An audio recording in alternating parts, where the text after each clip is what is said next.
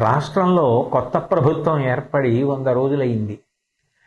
ఈ 100 రోజులు అయి ప్రభుత్వ పరిపాలన ప్రారంభం కాగానే పెద్ద ఉపద్రవం వచ్చింది.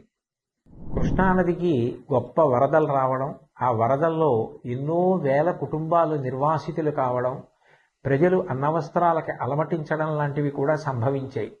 అటువంటి విపత్కర సమయంలో రాష్ట్ర ముఖ్యమంత్రి గౌరవనీయులు శ్రీ నారా చంద్రబాబు నాయుడు గారు జేసీబీ ఎక్కి పడవలో ప్రయాణం చేస్తూ బురద నీటిలో నడుస్తూ ప్రజలందరికీ కూడా ధైర్యాన్ని కల్పించి నేనున్నాను, బెంగ పెట్టుకోవద్దు అని చెప్పి వాళ్లలో ఒక స్థైర్యాన్ని నెలకొల్పారు.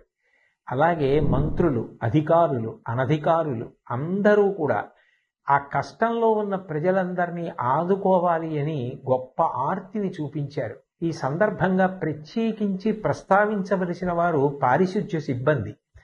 అనేక పురపాలక సంఘాలలో పనిచేస్తున్న వారందరూ కూడా విజయవాడ పట్టణానికి చేరుకుని అక్కడ అంటువ్యాధులు ప్రబలకుండా ఉండడం కోసం బ్లీచింగ్ చల్లడం లాంటి కార్యక్రమాలు నిర్వహించడంతో పాటుగా మంచినీటి సౌకర్యం ఏర్పాటు చేయడం, నిత్యావసర వస్తువులు అందచేయడం, ఇవన్నీ కూడా యుద్ధ ప్రాతిపదికన చేశారు. స్వచ్ఛంద సంస్థలకి సంబంధించినటువంటి అనేక మంది సభ్యులు, ప్రజలు, వ్యాపార సంస్థలు, విద్యా సంస్థలు ఇతోధికంగా విరాళాలను ప్రకటించాయి. నిజంగా ఇటువంటి కష్ట సమయంలో అందరూ ఏకోన్ముఖులై నడవడం, అటువంటి సమైక్యతాభావం చూపించడం చాలా చాలా గొప్ప విషయం. భాగవతంలో పోతన గారు ఒక మాట అంటారు, పరహితము చెయ్యునెవ్వడు పరమహితుండగును భూత పంచకమునకును, పరహితమే పరమధర్మము పరహితునకు నెదురు లేదు పర్వేందుముఖి అంటారు. పరుల యొక్క హితం కోసం ప్రవర్తించే వాళ్ళు ఎవరుంటారో వాళ్ళకి పంచభూతాలు కూడా సహకరిస్తాయి.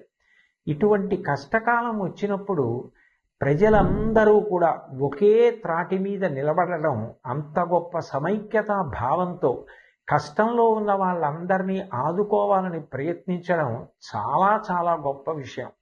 రవీంద్రనాథ్ ఠాగూర్ చెప్పినట్టు, where the mind is without fear and the head is held high, where the world has not been broken up into fragments by narrow domestic walls అని స్త్రీ, పురుష, పండిత, పామర, కుల, మత, వర్ణ, వర్గ, ధనిక, పేద విచక్షణ లేకుండా అందరూ ఒక్కటిగా నిలబడి ఆ ఆపదని ఎదుర్కొన్నటువంటి విషయం నిజంగా ఎంతో స్ఫూర్తిదాయకం.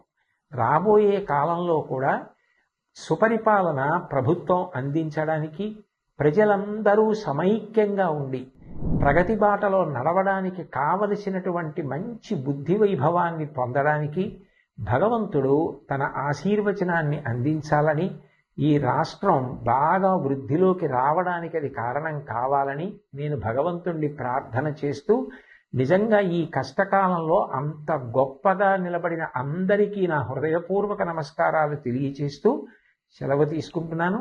స్వస్తి.